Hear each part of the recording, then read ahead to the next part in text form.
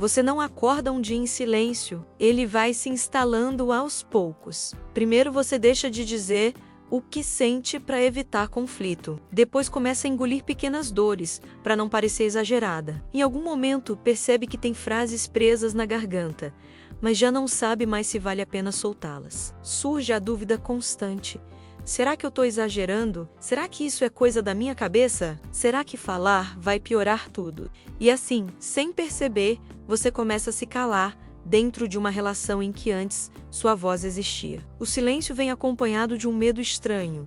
Medo de ser mal interpretada, medo de ser acusada, medo de gerar um problema maior, medo de perder. E quanto mais você tenta evitar o conflito, mais você vai se afastando de si mesma. Falar passa a parecer perigoso. Sentir passa a parecer errado. Questionar passa a parecer um risco. E você começa a viver se medindo por dentro, pensando 2 vezes antes de dizer o que antes era natural. Nesse ponto, muita gente acredita que ficou mais calma, mais madura, mais controlada.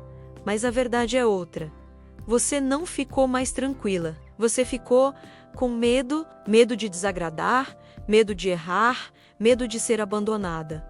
E quando o silêncio nasce do medo, ele não é escolha, ele é aprendizado. Você não ficou em silêncio por acaso, alguém te ensinou a se calar. E hoje você vai ouvir as 5 frases mais usadas por manipuladores para te silenciar dentro de um relacionamento. A maioria das pessoas acredita que o silêncio dentro de um relacionamento nasce de brigas, gritos ou agressões diretas. Mas na prática, é o oposto que acontece. O silêncio mais profundo nasce de palavras aparentemente calmas, ditas com controle, mas carregadas de distorção emocional. O manipulador não precisa levantar a voz, ele só precisa plantar dúvida suficiente dentro de você para que você comece a se calar sozinha. E é aí que a armadilha se fecha. A fala manipuladora não vem como ataque, ela vem como interpretação, como opinião, como correção. Aos poucos, ela vai desmontando sua segurança por dentro. Você começa a revisar o que sente, a questionar o que percebe, a desconfiar da própria intuição. A voz que antes era natural passa a ser filtrada. Você pensa antes de falar, repensa depois de falar e começa a desistir de falar. Esse é o ponto mais perigoso da manipulação. Quando não é mais o outro que te cala, é você que se autocensura. Não por falta de vontade, mas por medo das reações, medo da rejeição, medo da culpa, medo da perda. O manipulador não precisa te calar. Ele faz você ter medo de falar. Frase 1. Você está exagerando. Essa frase costuma vir com um tom calmo, quase cuidadoso. Não parece ataque, não parece agressão. Parece até preocupação. Mas por dentro, ela faz um estrago profundo, porque no instante em que você ouve isso repetidas vezes, algo começa a mudar na forma como você enxerga a própria realidade. Você sente dor, aponta o que te machucou, tenta explicar o que não está bem. E a resposta que vem é essa: você está exagerando. No começo você até tenta argumentar, explica melhor, dá exemplos, tenta ser justa, mas a frase volta, sempre volta, e aos poucos você começa a pensar se realmente está vendo as coisas do jeito errado. Começa a revisar seus sentimentos, a desconfiar da sua própria percepção, a se sentir sensível demais, intensa demais, dramática demais. A dúvida se instala dentro de você como um eco constante. O que essa frase parece ser é racionalidade. O que ela realmente é invalidação emocional. Ela não questiona apenas o fato. Ela desautoriza o sentir. Ela diz nas entrelinhas que a sua dor não é confiável. E quando alguém perde a confiança no que sente, perde também a coragem de falar. O efeito psicológico é devastador, porque você passa a depender do outro para validar sua própria realidade. Você já não confia em si. Você olha para a reação do outro para saber se pode ou não se sentir daquele jeito. E nesse ponto, o silêncio começa a ser uma escolha de sobrevivência. Você se cala não porque não sente, mas porque tem medo de ouvir, de novo, que está exagerando. Aos poucos, você fala menos, reclama menos, questiona menos. Não porque está tudo bem, mas porque aprendeu que sua dor não é levada a sério. E quando você começa a duvidar do que sente, o silêncio já começou. Frase 2. O problema é sempre você. Essa frase raramente vem exatamente assim. Ela costuma aparecer em variações mais suaves, mas com um mesmo veneno. Você é difícil. Você complica tudo. Você sempre estraga o clima. Você nunca está satisfeita. No começo parece apenas uma crítica isolada. Depois, vira um padrão. E quando vira padrão, começa a moldar a forma como você se enxerga dentro da relação. Sempre que algo dói, sempre que você tenta falar, sempre que questiona algo que te machuca, a conversa vira contra você. O foco sai do comportamento do outro e retorna para a sua reação. Você deixa de ser alguém que está sofrendo para se tornar alguém que está causando o sofrimento. Isso mexe profundamente com a sua lógica emocional, porque aos poucos você começa a acreditar que realmente é o problema. O que essa frase parece ser é uma observação de comportamento. O que ela realmente é inversão de culpa. O erro muda de dono. A dor muda de culpado. E você passa a pedir desculpas por coisas que nunca deveria ter se sentido responsável. Você se desculpa por sentir, se desculpa por reagir, se desculpa por existir do jeito que é.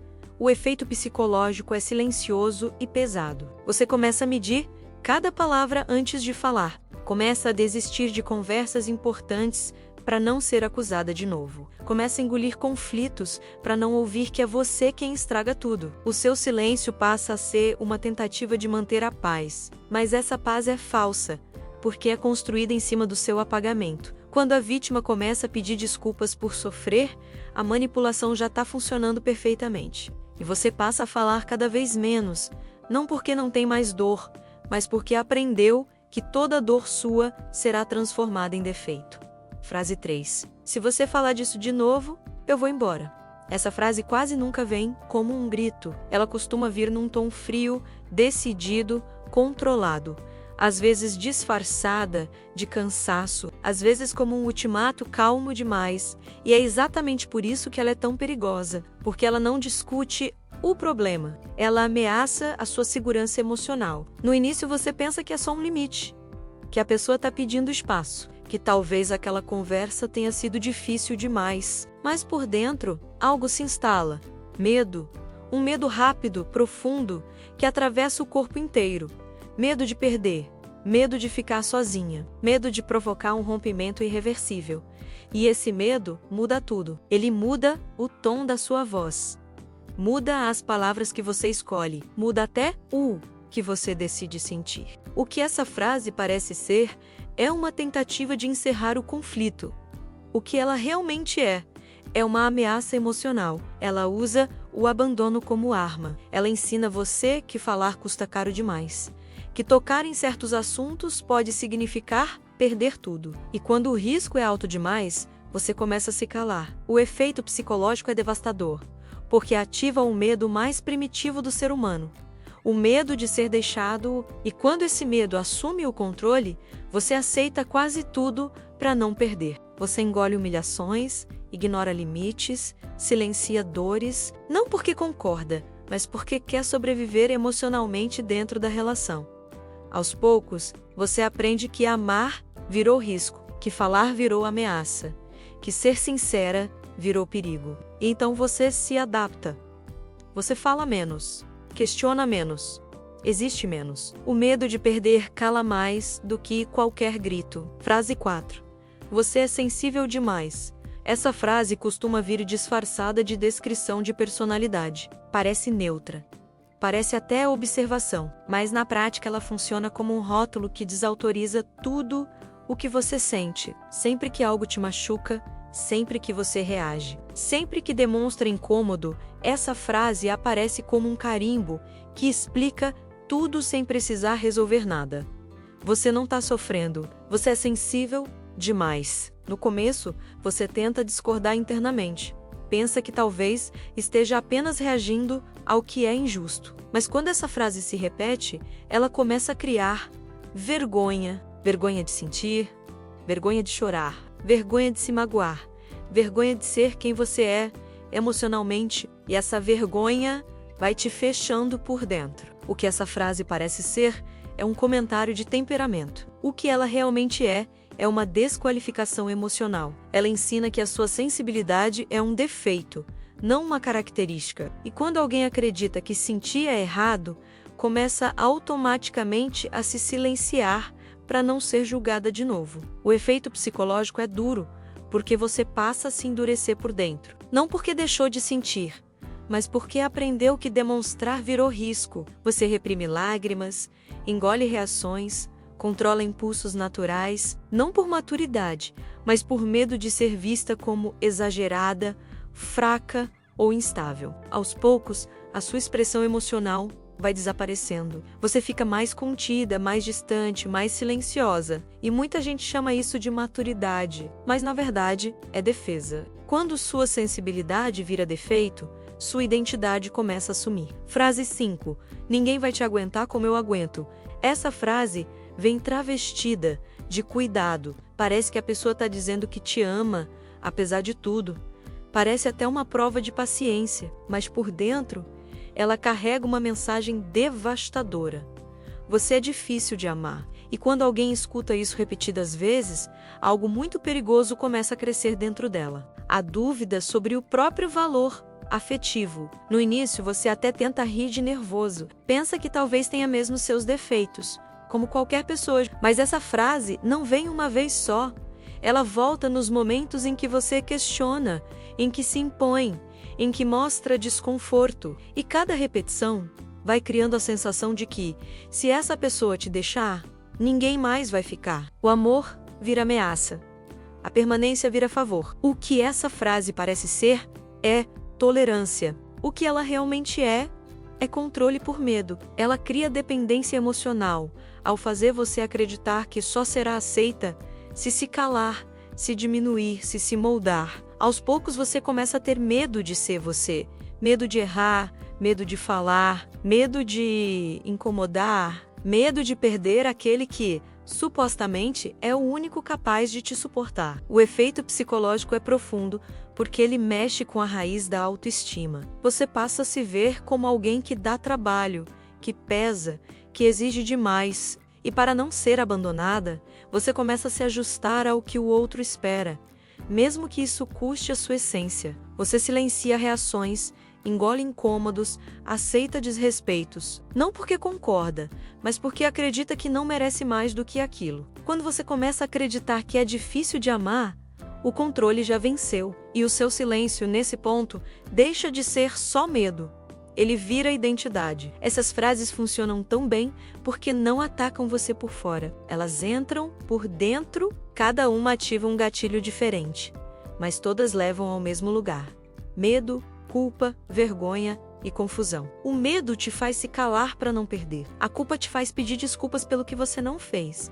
A vergonha te faz esconder o que sente. E a confusão te faz duvidar da própria realidade. Quando esses 4 estados se misturam, o silêncio deixa de ser uma reação momentânea e vira um modo de sobreviver dentro da relação. A repetição é a arma principal. Nenhuma dessas frases age de uma vez só. Elas precisam voltar a se infiltrar, se normalizar. No começo você estranha, depois aceita. Em seguida, começa a se adaptar. E quando percebe, já está editando o que pensa antes mesmo de abrir a boca. O controle deixa de ser externo e passa a ser interno. Você mesma vira guardiã do seu silêncio. A manipulação não precisa de gritos porque ela não quer confronto. Ela quer confusão.